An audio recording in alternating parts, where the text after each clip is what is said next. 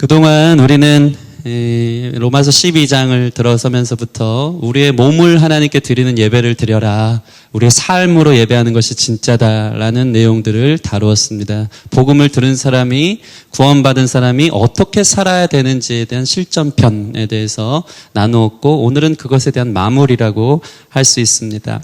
여러분, 은사를 따라 교회를 섬기는 일부터 하는 것이 우리의 몸을 움직이는 주님 받으시는 예배라는 사실을 기억하시기 바랍니다. 그리고 나라를 위해 기도하는 것이 우리 삶에 받으실 만한 예배인 줄 믿습니다. 사방에 우겨쌈을 당하고 있는 이 형국이죠. 일본이나 북한, 미국, 중국, 러시아, 기도가 필요할 때라고 저희 어머니 계속 얘기하는데, 저희가 나라를 위해서 기도하는 저와 여러분들이 되었으면 좋겠고, 위정자들을 위해서 기도할 수 있는 하나님 받으실 만한 예배자들이 되어지기를 소원합니다. 특별히 형제를 사랑하는 것, 또 이웃을 사랑해야 한다는 것을 나누었습니다. 그게 진짜 예배인 줄 믿습니다. 아멘. 오늘 듣고 한 주 동안 그러한 예배자로 승리하는 저와 여러분들이 되기를 소원합니다. 그렇다면 오늘 사도 바울은요, 이렇게 우리의 삶으로 이웃에게 선을 끼치고 덕을 행해야 되는 그 모든 목적의 귀결이 무엇인지에 대해서 사도 바울이 말하고 있는 것입니다. 그것은 무엇입니까? 한마디로 말하자면 바로 전도입니다. 그것이 하나님께 영광 돌리기 위한 귀결점, 결론이라는 것입니다. 선을 행하고 덕을 쌓고 사랑을 실천하고 이웃을 위해 기도하면서 무엇을 하기 위한 것인가? 그들을, 그리스도인들이 사랑할 수 있는 최고의 초청, 그들을 향한 최고의 사랑의 손을 내미는 그 행동이 무엇이냐면 바로 전도라는 것입니다. 왜 그럴까요? 하나님은 이 세상 모든 사람들을 사랑하는 것을 믿으시기 바랍니다. 하나님이 세상을 이처럼 사랑하사 나 혼자만 하나님 자녀 돼서 교회에서 주님 영광 취하고 그 은혜 받고 행복하게 누리는데, 하나님은 집 떠난 자녀에 대해서 관심이 있을까요, 없을까요? 사실 하나님의 마음은 그곳에 있는 것이죠. 다 한 형제예요. 그들을 주님께서 부르기를 원하십니다.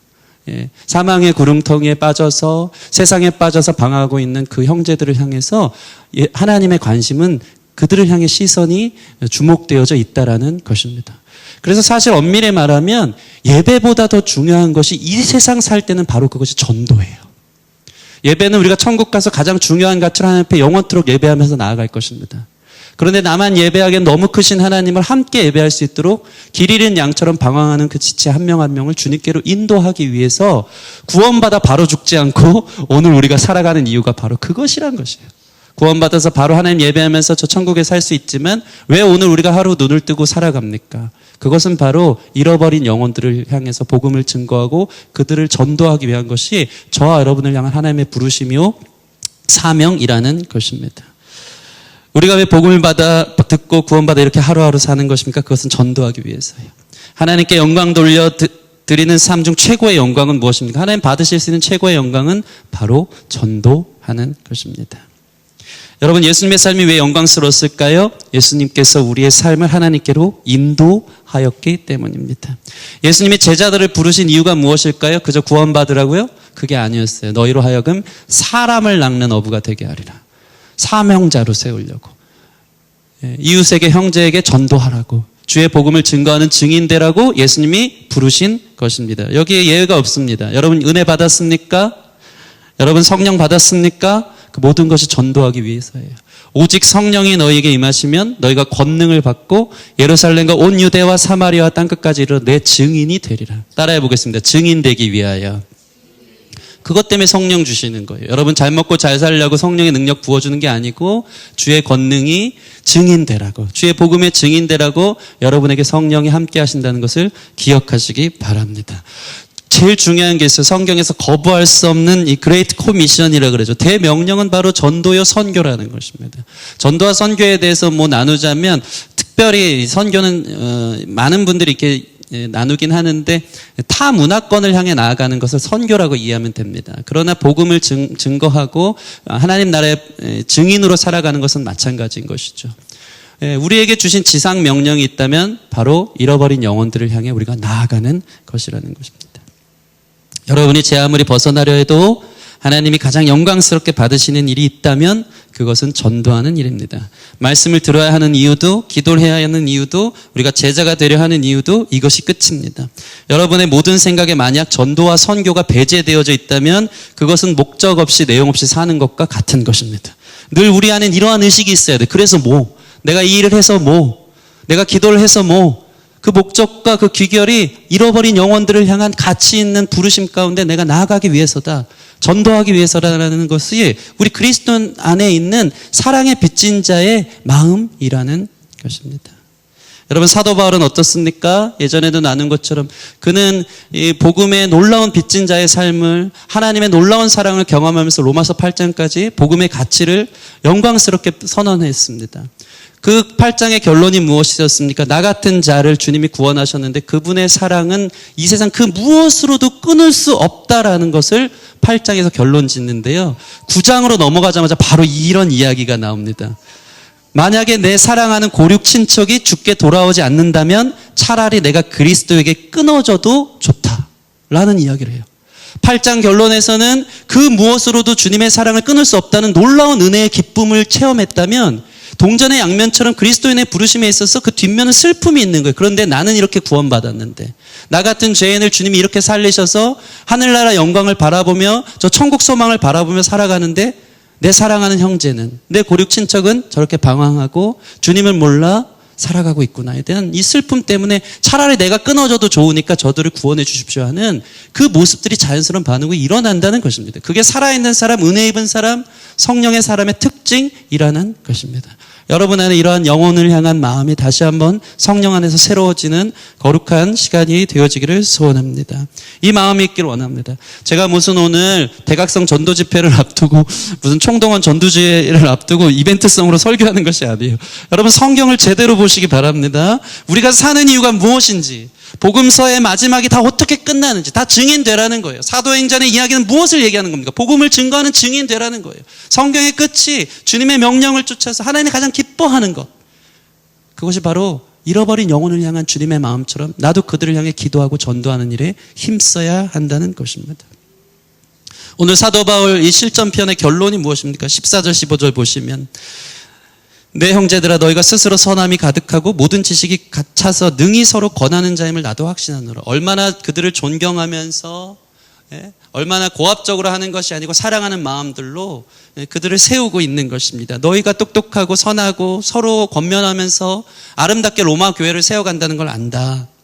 15절, 그러나 내가 너희로 다시 생각나게 하려고 하나님께서 내게 주신 은혜로 말미암아 더욱 담대히 대략 너희에게 썼노니. 로마서를 너희에게 쓴 이유를 이야기하는 거예요. 참 재미있는 것은 대략 썼대요. 대략 썼는데 이 정도예요. 복음에 대해서 얼마나 구체적이고 면밀하게 모든 기독교 신학을 관통하는 것이 바로 로마서인데 대략 썼대요. 대략 썼다고 하면서 그의 결론이 무엇입니까? 우리 16절 말씀 같이 읽겠습니다. 16절 시작. 이 은혜는 곧 나로 이방인을 위하여 그리스도 예수의 일꾼이 되어 하나님의 복음의 제사장 직분을 하게 하사 이방인을 제물로 드리는 것이 성령 안에서 거룩하게 되어 받으실 만하게 하려 하심이라.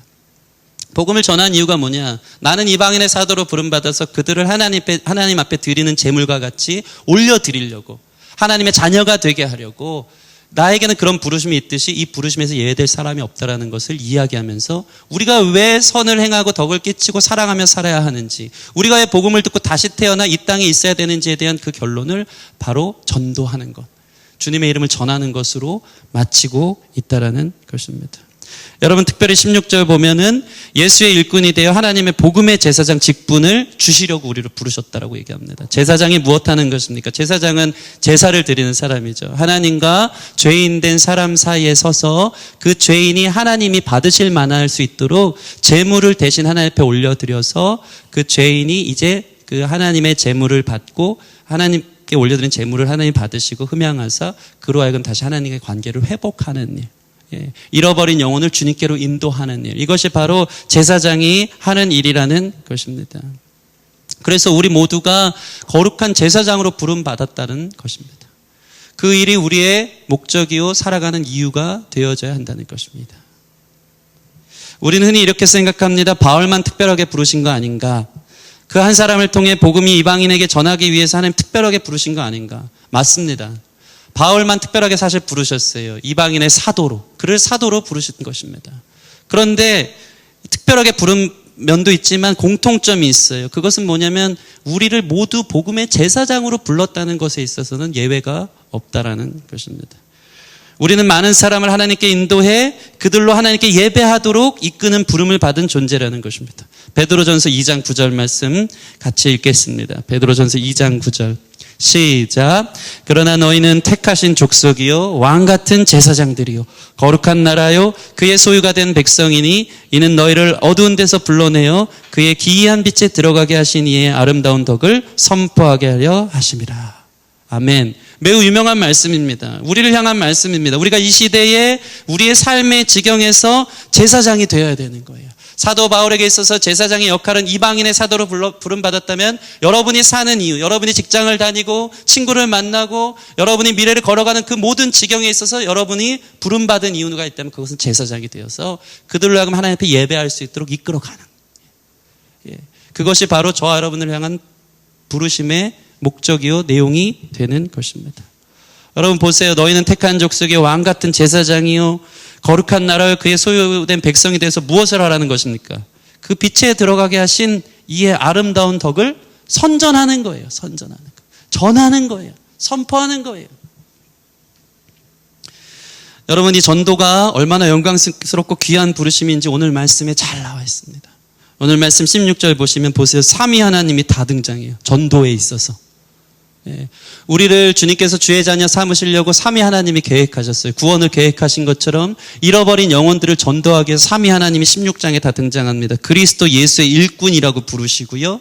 하나님의 복음의 제사장 직분으로 우리를 부르셨고요.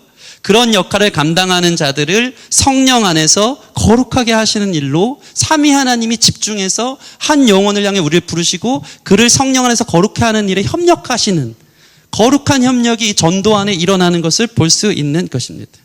특별히 그리스도 예수의 일꾼이라는 말에 대해서 우리가 좀 주목할 필요가 있어요. 이거 영어 성경으로 보면요. 미니스터예요. 미니스터. 이것은 그냥 일용직 또는 알바로 여러분을 부른 게 아니에요. 돈 받아서 그냥 하루 살고 하루 벌어먹고 사는 존재가 아니고 이 미니스터라는 것은 성직자를 얘기하는 거예요. 예수 그리스도 일꾼이라는 것은 특별히 성직자이면서 동시에 이 사전을 찾아보면요. 장관이요 대사라는 뜻이에요. 대사. 여러분이 하나님의 대사예요. 여러분이 하나님의 거룩한 일을 맡은 사람이에요. 여러분이 하나님의 장관이라는 뜻입니다. 전도자가 바로 주님이 믿고 맡기는 최고의 대사요 장관이라는 것입니다. 이게 얼마나 영광스러운 부르심입니까? 이 땅을 다스리는 위정자, 대통령 직소가에 있어도 영광스러운 부르심인데 온 우주의 왕 되신 주님께서 여러분을 장관이요 대사로 부르셔서 내가 파송하고 나의 사명자로 세우셨다는 거예요. 그냥 알바시키는 게 아니고. 이 영광스러운 부르심에 저와 여러분들이 있다라는 그 자부심과 긍지가 일어나기를 소원합니다. 마치 이 조선시대의 왕이요. 나라의 중요한 일을 맡기려고 밤새 고민하고 있는 거예요. 영화 속에서 보시면 그런 거 보신 적 있지 않습니까? 누구에게 일을 맡길까? 이 중요한 일을 누구에게 맡길까? 고민하다가 믿고 맡길 만한 사람을 밤중에 부르는 거예요. 그리고 술 한 잔을 따라주면서 가장 소중히 여기는 자신의 명검을 빼어주면서 잘 부탁한다고. 이 일을 당신에게 부탁한다고. 그럼 그 장군이 어떻게 하겠습니까? 성은이 만극합니다 하면서 무릎을 꿇고 분골쇄신하여 내 삶을 드리겠습니다. 이 한 몸 충성을 다하여 그 명령을 다하겠습니다. 조선시대 왕이 믿을 만한 사람 맡겨서 밤중에 불러서 이 일을 당신에게 부탁한다고 할 때 그 앞에 몸을 가담지 못하면서 무릎을 꿇고 고개를 숙이고 어찌 저와 같은 자에게 일을 맡기십니까? 제 몸 분투해서 충성 다해서 일을 감당하겠습니다 하는 것이 우리 드라마에서 보는 내용들 아닙니까? 마찬가지예요. 하나님이 여러분을 그렇게 부르셨다는 거예요. 이 중요한 일에. 내 사랑하는 자녀, 세상에서 방황하는 그를 나의 자녀로 삼는 것이 나의 가장 큰 이슈고 중요한 것인데 내가 너에게 이것을 맡기기를 원한다. 그래서 너를 구원했다. 그 기쁨에 너를 참여했다. 함께 나누어라 하는 거룩한 부르심으로 저와 여러분들을 부르셨다는 것입니다. 여러분 사도 바울은 대단한 사람이에요. 그는 늘 이런 부르심의 의식이 있었던 사람이에요. 죄인 중에 괴수였던 밑바닥에 있었던 그가 이제는 하나님께서 자기를 부르사 마치 하나님의 대사처럼 장수처럼 한 영혼을 위해 이방인의 사도로 부르셨던 그 감격에 늘 사로잡혔던 사람이에요. 그러니까 돌에 맞아 죽을 뻔한 상황에서도 복음을 전하다가 일주야를 풍랑 속에 깊은 바다에 있을 때라도 광주리에 매달려서 성문 밖으로 도망치는 상황 속에서도 주님이 나를 부르셨지. 내가 주님의 일꾼이지. 그 감격에 사로잡혀서 모든 박해와 고난을 이겨낸 사람이 바로 사도 바울이란 거예요. 그 사명의식. 어떠한 고난이 와도 어떠한 박해가 와도 내게 맡겨준 이 사명. 얼마나 귀한 사명인지 떨면서 그 일을 지켜내면서 그 영광스러운 일 앞에 고개를 숙이면서 겸손하게 살아간 것이 사도 바울의 부르심에 대한 모습이라는 것입니다. 우리 디모데전서 1장 12절 말씀 같이 읽겠습니다. 시작. 나를 능하게 하신 그리스도 예수 우리 주께 내가 감사함은 나를 충성되이 여겨 내게 직분을 맡기심이니. 사도 바울의 고백이에요. 나와 같은 자에게 이 귀한 직분을, 나와 같은 자를 하나님의 미니스터로, 하나님의 복음의 제사장의 일꾼으로 나를 부르셨다는 사실 앞에 충성되이 이것을 맡겨 주님 앞에 올려드려야겠다. 여러분, 가만 보니까 우리의 살아있음은, 우리의 가장 가치 있는 영광은 주님이 나를 부르셨다는 거예요. 그 복음을 전하는 영광을 맛보는 저와 여러분들이 되었으면 좋겠습니다. 전도를 하다 보면 고난이 오는데 더 기뻐요. 이것을 체험해야 돼요. 거기까지 갔으면 좋겠어요. 그리스도인들이 예수를 믿고 행복을 추구하는 것이 끝이 아니에요. 고난보다 더 큰 위로, 고난보다 더 큰 영광이 있기 때문에 예수님을 쫓아 그 길을 걸어가는 것. 그 영광을 보는 저와 여러분들이 되기를 소원합니다. 저는 교회에서 한 영혼이 막 주님께 돌아오면은 제가 막 살아나요. 너무 행복해요. 세상에 이런 기쁨이 없어요. 주님을 만나는 기쁨, 은혜가 넘치는 기쁨, 주께 돌아오는 기쁨을 제가 느끼게 되면요, 그 어떤 기쁨보다 비교도 안 되는 기쁨이 제 안에 있더라고요. 살맛이 나요, 살맛이. 제가 목회자로 부름받아 개척교회를 시작하면 가끔 이 얘기했지만, 제가 만약에 돈 벌려면 이 일 하겠느냐. 네, 다른 일 했겠죠. 돈 버는 게 저에게 가장 영광스럽고 가치 있는 일이라면. 그런데 주께서 부르사 한 사람이라도 주님을 만났으면 좋겠어서, 주님의 은혜를 누렸으면 좋겠어서, 그들에게 세례를 베푸고 가르쳐 지키게 하여 제자 삼고 주님이 분부한 모든 것을 그들에게 명령하기 위해서 부르셨다는 이 사실 속에 사람이 한 영혼이 변화되기 시작하면 그것처럼 가치 있고 행복할 데가 없어서 제가 막 살아나는 거예요. 막 너무 행복해, 너무 행복해. 그러지 않을 때는 너무 무너질 것 같아. 나를 왜 부르셨나. 예. 한 영혼 안에 저와 여러분의 마음이 불일 듯 일어나기를 소원합니다. 하나님 당신을 오해했습니다 라는 저자 고 유석경 전도사님의 이야기입니다. 그녀는 서울대 불문과를 나와서 고액 과외를 하며 강남에서 가장 잘 나가는 일타 강사였습니다. 그녀는 소문난 짠순이어서 돈은 잘 벌지만 돈을 쓸 줄 몰랐던 사람인데 30대 초반에 미국으로 여행차, 그래도 자기도 신앙이 있으니까 여행 가면서 전도 세미나가 유명한 교회에서 있어서 전도 세미나 한번 참석해 봐야겠다. 내가 20대 평생을 강사로만 살면서 참 교회 다닌다고 하면서 부끄럽게 산 것 같다는 마음으로 여행을 계획하고 전도 세미나를 가려고 미국 여행을 갑니다. 그래도 가면 관광이니까 이번에 진짜 맘먹고 돈 좀 써보자, 이런 마음을 갖고 미국을 갔대요. 최고급 레스토랑에 가서 비싼 음식도 먹고, 라스베가스에 가서 최고급 쇼도 보고, 그랜드 캐년에 가서 10분에 50만 원짜리 하는 헬기도 타서 누릴 거 다 누리고 펑펑 돈을 쓰며 살았다는 것입니다. 얼마나 돈 쓰는 게 재밌는지 그때 알았대요. 아, 돈 쓰고 이렇게 행복하고 즐겁구나. 그리고 이제 마지막 날 전도 세미나를 참석했습니다. 의미 있게 보내려고 참석했는데, 그때 조를 나누어서 전도하는 시간이 있었어요. 노방 전도를 하는데 20대 미국 청년에게 전도를 하는데, 그 20대 그 청년이 복음을 듣고 그 자리에서 울면서 주님을 영접하는 놀라운 장면을 목격한 것입니다. 그리고 나서 한 생명이 죽게 돌아오는 충격적인 모습을 경험하고, 그는 그 장면을 지울 수가 없어서 인생의 의미는 무엇인가, 나는 왜 사는가, 내 진짜 기쁨은 무엇인가에 대해서 다시 한번 고민하기 시작했어요. 결국 그녀는 그 전도 여행을 계기로 미국 트리니티 신학교에 들어가게 되었고, 선교사로 자신의 삶을 헌신하려고 드리려고 미국에서 공부하려고 모든 것들을 내려놓고 떠나기 시작합니다. 정말 다이나믹한 부르심이었죠. 그런데 신학교에 들어가서 공부를 하려고 한 학기를 시작하자마자 이유 모를 두통에 시달립니다. 병원에 가봤더니 직장암 말기 판정을 받고 갑자기 시한부 판정을 받습니다. 1년 살 수 있다고 이야기를 들은 것입니다. 여러분, 만약 그녀가 그 미국 여행에서 돈 쓰는 재미만 봤다면, 이제 좀 재밌게 살아야지 계획했다가 이제 1년밖에 남지 않은 자기의 인생의 이야기를 들었을 때 얼마나 억울했을까요? 얼마나 죽기 싫었을까요? 돈 써보지도 못하고 죽는 그 인생, 모은 돈, 명예 다 놓고 어떻게 세상 떠나겠습니까? 억울해서. 그런데 그녀는 이렇게 세상 재밌게 사는 것도 맛봤지만 동시에 전도 현장에서 변화된 한 영혼이 주님께 돌아오는 가치, 기쁨, 의미를 발견한 것입니다.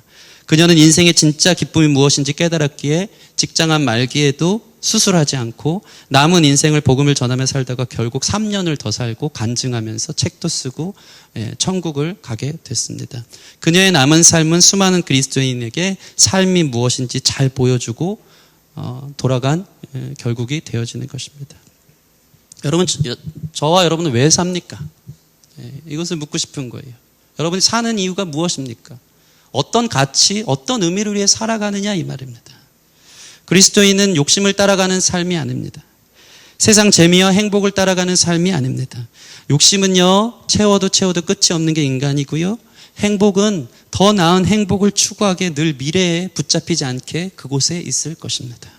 그러나 전도하는 기쁨, 한 영혼이 죽게 돌아오는 기쁨, 저 여러분에게 주신 그 기쁨을 경험하시기를 바랍니다. 그것은 영원한 기쁨이에요. 우리 아버지께 올려드릴 이 땅에서 마지막 때 주님 앞에 올려드릴 가장 아름다운 열매가 있다면 주님 저 이 세상에서 이런 영광 취했어요, 이렇게 성공했어요가 아니고 한 영혼을 죽게 돌아오게 하는 그것이 가장 큰 열매인 줄 여러분 믿으시기 바랍니다. 그게 가장 가치 있는 부르심이에요. 내가 살았잖아요, 예수님 때문에. 물에 빠져 죽은 사람 구원해내는 게 가장 영광스러운 일 아닐까요?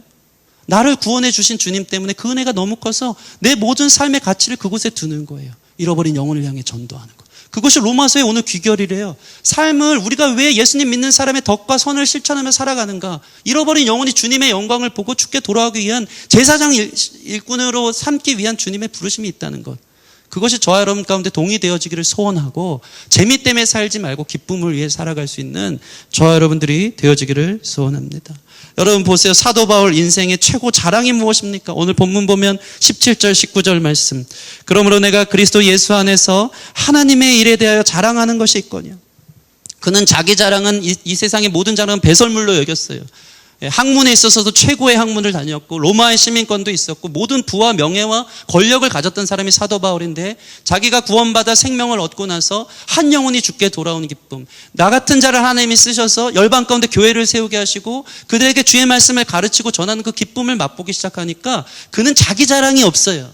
하나님의 일에 대해서 자랑할 것은 대신 넘쳐요. 여러분, 하나님의 하심에 대해서 자랑할 것이 있는 인생입니까? 그런 경험이 있습니까?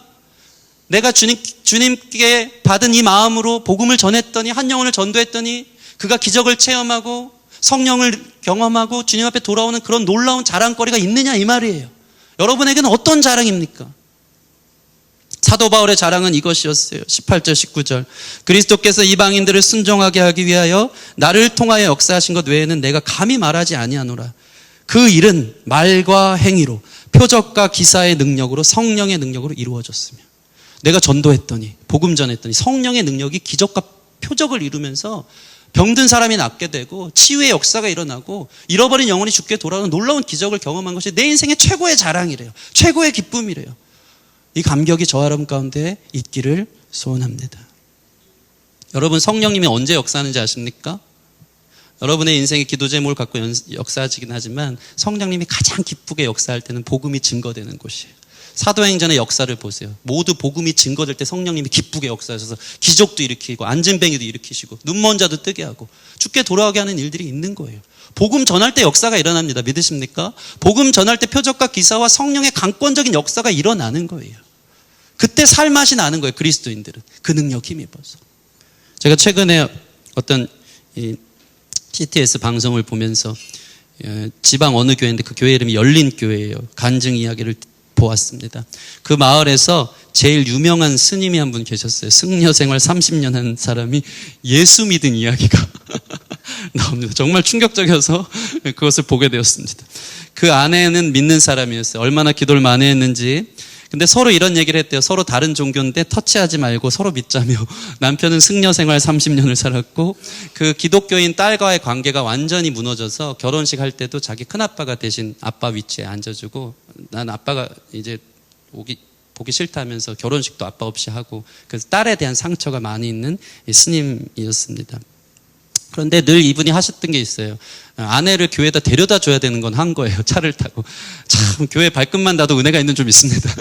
가서 봤더니 교회가 다 쓰러져 가는 거예요. 이제 할 일이 없으니까 그분이 젊을 때 좀 이렇게 깡패질을 좀 해서 주먹이 엄청 센데 교회가 이게 시멘트가 다 무너져 가는 것 같아서 이게 왜 이러지 하면서 주먹으로 쳤는데 완전히 한쪽 이게 다 이게 무너질 정도로 너무 이제 당장에도 쓰러질 것 같은 교회여서 예전에 좀 건축해 본 경험이 있어가지고 이게 해외 토픽감인데 스님이 교회를 건축하는 일이 그 마을에서 일어납니다. 자기 아내 좀 안전하게 하라고.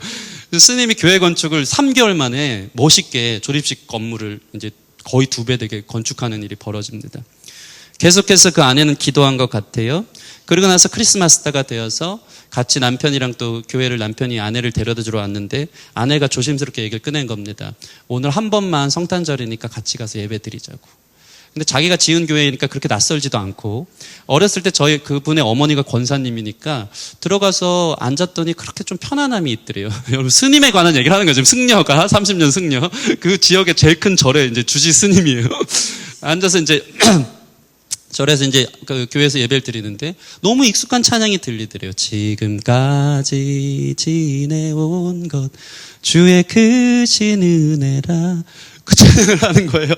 근데 너무 자기도 모르게 부르더래요. 다 회중들이 부르니까 이게 뭐 하는 건가 막 이러고 있었대요. 그러고 나서 이제 집에 돌아갔죠. 자꾸 이제 마음이 이게 뭐지? 무슨 일이지? 막 이런 마음이 있는데 그 새해가 돼서 부흥회 때 또 자기 아내를 데려다 주려다가 부흥회도 시작하니까 오늘도 말씀 한 번만 듣자라고. 그래서 집에서 1시간 그냥 에어컨 틀어놓고 차에서 1시간 기다리는 것보다 들어가면 좋겠다. 이제 히터 틀어놓고 하는 것보다 교회에 들어가서 부흥회를 참여했는데 그 부흥 강사 목사님이 갑자기 여러분 아픈 곳에 손을 대라고 오늘 치유하는 시간을 갖겠다고 했는데 이 스님이 이제 젊었을 때 너무 놀다 보니까 허리가 고질병처럼 이제 아팠었어요. 근데 별의별 수를 다 써도 이건 나을 수 없다라는 것을 확신했었죠. 그래서 에휴, 저 사람 뭔데 아픈데 손을 오면 낫는데 뭐 하자는 거야? 막 이러면서 이제 반항하는 마음으로 보고 있는데 갑자기 그 강사 목사님이 자기를 보는 것처럼 자기를 향해 두려워하지 말고 믿기만 하라고 막 이런 얘기를 하더래요. 근데 이 스님이 하는 말이 그래요. 자기가 30년 동안 했던 게 마음을 비우는 일이었대요. 그러니까 그 부분에 있어서는 자기도 종교인이기 때문에 잘하기 때문에 안 된다는 의심을 좀 내려놓고 한번 해볼까 하는 마음으로 허리에 손을 얹고 자기 아내도 그 아픈 스님 자기 남편의 허리에 손을 얹고 기도를 했는데 이게 감쪽같이 나은 거예요. 감쪽같이. 다음날 일어났는데 그냥 맨날 짚고 일어나는 일이 익숙했던 사람인데 그냥 자기도 모르게 그냥 일어나지고 그대로 허리가 난 거예요. 그걸로 교회를 등록했대요. 할렐루야. 그러면서 간증을 하는데 복음이 증거되는 곳에 성령의 능력과 표적과 기사가 있구나.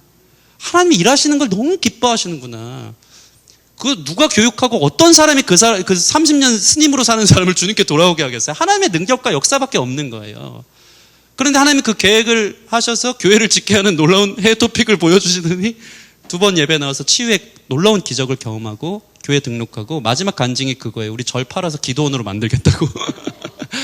놀라운 역사 아닙니까? 여러분 보세요. 이거 내가 매일 기쁘게 거기 나와요. 제가 이거 보면서 기도하는 한 사람, 복음을 위해 헌신하는 한 사람, 한 영혼이 죽게 돌아오게 그 기쁨 보기 위해서 하나님 앞에 매달리고 증거하는 한 사람 가운데 성령의 역사가 있구나. 여러분 그런 자랑이 있느냐 이 말이에요. 저희 교회에 이러한 자랑이 넘치기를 소원합니다. 복음 증거했더니 막 역사가 일어나고 예수 믿기 비포 애프터가 확실하게 드러나고 어두웠던 지난날의 삶 가운데 빛이 임하고 내 삶에 질서가 생기고 행복해지고 뭐가 없어도 내 안에 진정한 편안한 삶은 아닐지 모르겠지만 평안이 임했다라는 그 고백들을 들을 수 있는 예수 믿고 변화됐다는 놀라운 역사 가운데 함께 참여할 수 있는 교회가 되어질 수 있도록 여러분 함께 기도하고 복음의 증인들로 서시기를 소원합니다. 오늘 말씀을 보면요. 자, 우리 20절 말씀 19절 말씀 같이 다시 한번 읽겠습니다. 19절 말씀 시작. 표적과 기사의 능력으로 성령의 능력으로 이루어졌으며 그리하여 내가 예루살렘으로부터 두루 행하여 일루리곤까지 그리스도의 복음을 편만하게 전하노라. 여러분 사도 바울이 대단한데요. 이 편만하다는 것은 가득 차다는 거예요. 하나님이 나 같은 사람 한 사람 통해서 복음의 사도로 복음의 증인으로 나를 부르셨는데 예루살렘부터 일루리곤까지 편만하게 주님의 복음을 증거하는 사람이 됐대요. 성경에 과장이 없습니다. 다 사실입니다. 가만히 보면요. 예루살렘에서 일루리곤이라면 일루리곤은 약간 그 소아시아의 위쪽에 있는 이 알바니아 유고슬라비아 쪽이거든요. 사도 바울이 거기 간 적이 있을까요? 없을까요? 없어요. 없고 심지어는 예루살렘에서 일루리곤이 키로수로 따지면 1500km가 넘는 거리예요. 그가 평생을 복음 전하면서 살았다고 해도 그 모든 곳을 다 두루 다니면서 복음을 편만하게 가득하게 아무도 놓치지 않고 복음을 전한다는 것은 불가능한 일입니다. 그런데 왜 사도 바울은 이렇게 고백할까요? 사도 바울의 복음에 있어서는 선교의 전략이 있었어요. 그것은 뭐냐면 고지를 점령하는 것이에요. 그 당시에 가장 유명했던 도시들, 고린도, 아덴, 에베소, 안디옥, 로마, 그 도시의 중심된 도시에 가서 주의 복음을 전하면요, 어떤 일들이 벌어지냐면 그곳에 교회를 세워요. 그리고 3개월 내지 2년, 길게는 2년 동안 사람들을 양육하고 일꾼을 세워요. 그러면 그 일꾼들이요, 지역 곳곳으로 흘러가서 그곳에 복음을 전하는 일들이 있는 거예요. 그래서 사도 바울은 감히 이렇게 고백하는 거예요. 자기는 교회 세운 일밖에 없는데 거점을 지혜롭게 하는 지혜 주신 걸로 복음이 전해지지 않은 도시를 다니면서 복음을 전한 것뿐인데, 그곳에 일꾼들이 자기의 곳곳의 지역에 물줄기처럼 흩어져서 그곳까지 복음을 전하고 교회를 세우는 일들이 일어났다는 것을 사도 바울은 나로 인해서 복음이 편만하게 증거됐다라고 고백하고 있는 것입니다. 그래서 데살로니가 교회를 예로 들면요, 그들이 이렇게 얘기해요. 그곳에 일꾼들을 세웠을 때 그들이 이런 이야기를 합니다. 자기들이 복음의 일꾼들이 되어서 마케도냐, 아가야뿐만 아니고 믿음의 소문이 각처에 퍼뜨리도록 우리 삶을 드렸다는 얘기가 데살로니가에서 나와요. 예, 복음을 전하는 것, 여러분의 삶의 지경에 편만하게 가득하게 복음을 전하는 것은 바로 교회를 통해 이루어지는 거예요. 오늘날 로컬 처치의 개념 별로 없어요. 저희 교회만 봐도 각양각처에서 오지 않습니까? 너무 멀리서 오는데, 저는 저희 교회에서 할 일은 제가 여러분들을 잘 양육하고 가르치고 제자 삼게 해서 파송하는 거예요. 그러면 여러분들이 각처에서 여러분이 믿는 사람의 소문을 흘려내고 그곳에서 주의 복음을 전하기 시작한다면 이곳에서 쏟아진 성령의 물줄기가 강같이 흘러 여러분 삶의 곳곳에 편만하게 흩어지는 역사가 있는 거예요. 저는 그런 꿈을 꿉니다. 우리 강남 기쁨의 교회를 통해서 이 서울 도성에 주의 복음이 편만하게 증거되는 거룩한 역사가 있기를 소원합니다. 여러분의 가정에 복음이 증거되는 역사가 있는 거예요. 여러분의 회사에, 여러분의 직장 동료에, 학교 친구에게, 만나는 모든 사람들에게 복음이 증거된다면 그것이 바로 강남 기쁨의 교회를 통해서 복음이 편만하게 가득하게 증거되는 비결이 되어지는 것입니다. 여러분, 우리 교회가 이런 깨어있는 교회가 되어지기를 소원합니다. 들은 말씀 듣고 이렇게 성령의 감동이 아니면 잘 안 되더라고요. 내가 구원받은 감격이 있어야지 증인이 되어지거든요. 기뻐야지 선전하지 않겠습니까? 믿었더니 변화되는 게 있어야지 선전하지 않겠습니까? 여러분, 이러한 은혜가 오늘 있도록 같이 기도했으면 좋겠습니다. 그래서 오늘 이 말씀의 부르심을 쫓아 내가 복음을 들은 이유, 사도 바울이 로마서를 쓴 이유, 그 모든 것의 결국이 잃어버린 영혼들을 향해 복음을 증거하기 위해, 그들에게 전도하기 위해 부르심이라는 그 은혜가 저 아름 가운데 새겨지는 거룩한 역사가 있길 바라고, 하나님 그 마음으로 나의 형제, 고륙, 친척, 가정, 그리고 내 친구, 직장 동료들에게 주의 복음을 증거할 수 있는 제 삶이 되게 하여 주시옵소서. 이렇게 결단하고 헌신할 수 있는 저 여러분들이 되기를 주님의 이름으로 축원합니다. 우리 물이 바다 덮음 같이 찬양하고 오늘 말씀 붙들고 같이 기도하는 시간 갖겠습니다.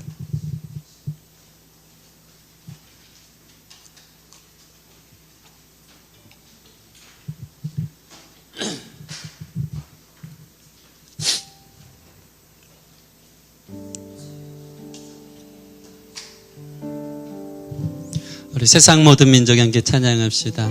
세상 모든 민족이 구원을 얻기까지 쉬지 않으시는 하나님,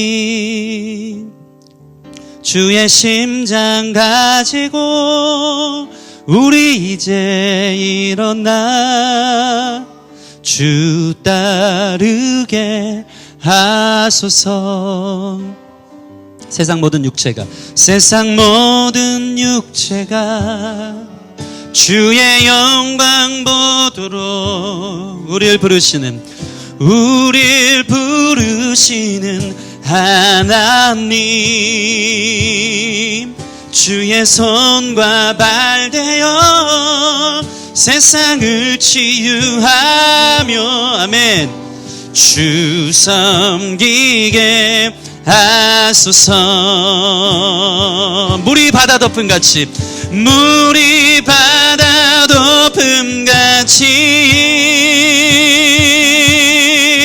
여호와의 영광을 인정하는 것이 온 세상 가득하리라.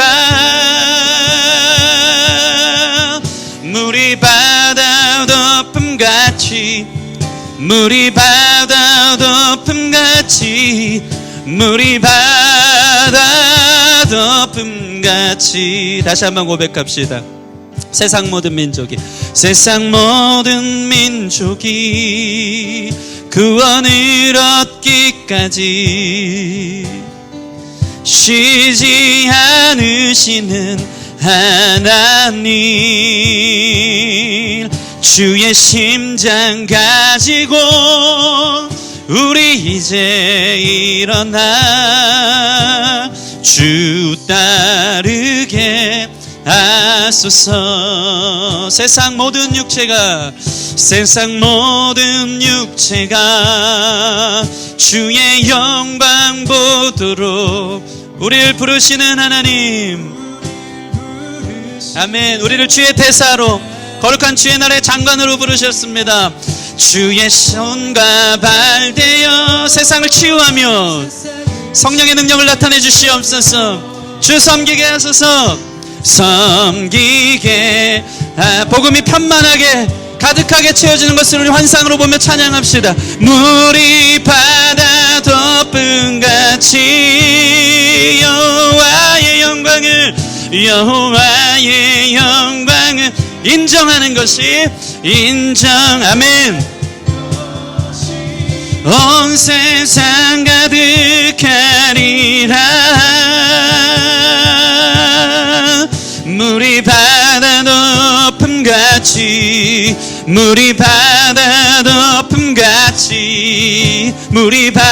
아멘. 우리의 삶을 통해 우리의 교회를 통해 주의 복음 증거케 하여 주시옵소서. 물이 바다 덮음같이 아멘. 여호와의 영광을 인정하는 것이 온 세상 가득하리라. 아멘. 물이 바다 덮음같이 물이 바다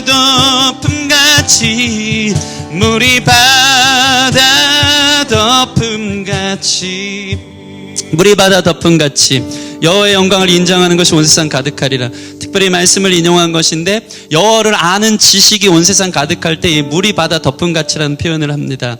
여러분, 주님을 모르는 사람들이 주님을 아는 지식이 있도록 여러분 주께 받은 은혜들을, 주께 받은 복음의 진리들을 증거할 수 있는 참 증인들 될 수 있도록 인도하여 주시옵소서. 사람은요, 범사에 종교성이 있어요. 사도행전 보면요, 무엇인지는 모르지만 알지 못하는 신에게라는 이름을 짓고 우상처럼 섬기는 지역도 있었어요. 그때 사도 바울이 복음의 지식, 예수 그리스도, 우리를 창조하시고 우리를 구원하신 하나님 나라의 지식을 그들에게 증거하자 그들이 주께 돌아오는 거룩한 역사가 있었습니다.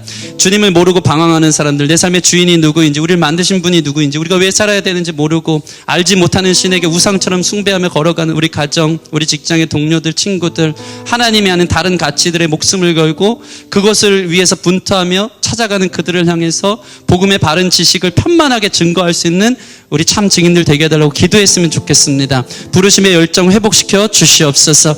복음 전하는 기쁨과 영광을 저도 경험하게 하여 주시옵소서. 성령의 능력이 복음 증거할 때 기쁘게 일어난다 그러는데 제가 믿음이 없습니다. 주님, 아파하는 마음 주시고 잃어버린 영혼을 향한 주님의 마음 주셔서 주께 순종함으로 주의 믿음을 통해서 그들을 향해 주의 복음 증거할 때 거룩한 표적과 기사가 일어나는 것 보게 하여 주시옵소서. 그래서 우리 삶에, 우리 강남 기쁨의 교회에 복음이 가득하게 증거될 수 있도록 축복하여 주시옵소서. 우리 같이 기도하며 나아가겠습니다. 함께 기도하겠습니다. 아버지, 도와주십시오. 왜 우리가 말씀을 듣습니까? 왜 오늘을 삽니까? 잃어버린 영혼들, 주님을 몰라 방황하는 자들, 진정한 삶의 가치와 의미를 모르고 이 땅의 재미가 전부인 것처럼 아버지, 아파하는 형제자매, 이 세상의 허탄함을 노래하며, 이 세상의 비극을 노래하며 허무와 염세 속에 살아가는 그들을 향해 왜 살아야 되는지 늘 원망의 노래밖에 없는 우리 사랑하는 고륙과 친척들을 향하여서 얼굴이 갈수록 어두워지고 욕심의 아버지 얼굴이 일그러졌던 그들의 삶을 향하여서 복음의 바른 지식을 편만하게 증거하여 예수 믿고 생명이 있다, 예수 안에 기쁨이 있다, 내가 이 세상에서 가장 잘한 게 예수 믿는 일이다. 예수님 안에 천국에 있다 증거할 수 있는 구령의 열정으로 불타는 우리가 되어지기를 소원하오니 잠자는 자들 일으켜 주시옵소서. 성령의 능력을 부어 주시옵소서. 증인 되어지는 삶으로 내가 오늘 하루를 왜 사는지, 왜 눈을 떠서 무엇을 해 살아가는지, 나의 자녀들에게, 내가 만나는 이웃들에게 주의 사랑을 증거하며 삶으로, 우리의 말로, 행위로 주의 복음 증거하여 주의 교회를 세우고 내가 있는 삶의 지경에 편만하게 주의 복음이 증거되어지는 거룩한 역사가 있도록 인도하여 주시기를 소원합니다. 주여 도와주시고 응답하사. 주여 우리가 로마서 구원받아 주여 그저 천국 딱지 얻는 것 아니고 그들에게 바른 지식과 은혜를 증거하기 위해 사는 줄 믿사오니 영원 구원의 열정들이 우간에 회복될 수 있도록 주님 인도하시고 붙들어주시길 소원합니다. 도와주시옵소서. 도와주시옵소서. 이끌어 주시옵소서. 아버지, 우리가 왜 살아야 됩니까? 주님이 믿는다면 내가 오늘 하루 사는 이유, 잃어버린 영혼들을 향해서 주님이 나를 부르시고 하나님의 대사로, 자녀로, 하나님의 일꾼으로 부르셨기에 내가 살아갑니다. 아파하고 죽어가는 그 영혼들을 향한 성령의 마음, 주님의 마음을 우리에게 부어주시기를 소원합니다. 이 땅의 재미, 성공, 성취, 행복을 위해 살아가는 건 아니고 아버지, 진짜 행복, 진짜 기쁨 예수 안에 있으니 내가 이 땅에 살면서 가장 잘한 것 예수 믿은 일이고 예수 믿고 내 삶의 변화와 영원한 기쁨과 영광을 취했다는 그 놀라운 감격들이 우리 가운데 회복되어져서 전하지 않고는 견딜 수 없는 놀라운 영원 구원의 열정들이 회복될 수 있도록 인도하여 주시옵소서. 죽어가는 내 사랑하는 자들을 향해, 가족들을 향해, 이웃을 향해, 만나는 친구들을 향해 전할 수 있는 최고의 사랑이 무엇입니까? 예수의 이름을 증거하는 것인 줄 믿습니다. 그것을 통해 그들 안에 일그러진 얼굴들, 삶의 염세와 공허와 허무밖에 남지 않고 인생의 비극미를 노래하며 원망과 불평밖에 남지 않은 얼굴이 일그러진 그들을 향해서 진짜 복음이 여기 있다, 진짜 기쁨이 여기 있다, 진리와 자유와 평안이 여기 있다, 예수 그리스도를 증거할 수 있는 마음으로 그들을 주께로 인도하는, 주님도 기뻐하고 천국잔치가 벌어지고 그들도 기뻐할 수 있는 놀라운 복음의 대사들로 우리를 부르신 줄 믿사오니 제사직분 잘 감당할 수 있는 우리 모든 지체들 될 수 있도록 인도하여 주시옵소서. 기도부터 시작되어지기를 소원합니다. 주님의 마음부터 품고 오늘 하루를 살고 무르익은 영혼들을 향해 복음을 증거하고 성령의 놀라운 기적과 역사로 주께 돌아와 우리 교회가 아버지 작지만 이곳에 있는 우리 지체들이 성령받아 자신의 삶의 지경에서 주의 복음을 증거하면 서울 도성에 주님의 복음이 편만하게 가득하게 증거되는 줄 믿사오니 아버지, 사도 바울 한 사람을 통해서 아버지, 그가 죽고 나서도 로마가 100년 안에 아버지, 로마의 신전을 제외하고는 주의 복음이, 예수의 영이 증거되지 않은 곳이 어디 있나 찾아보라는 그 터툴리안의 이야기처럼 아버지, 놀라운 복음의 역사가 우리 삶의, 가정에, 곳곳에, 사회 현장에 드러날 수 있도록 우리 거룩한 지체들을 사용하여 주시옵소서. 감사 찬양을 올려드리며 예수님 이름으로 기도드립니다. 아멘.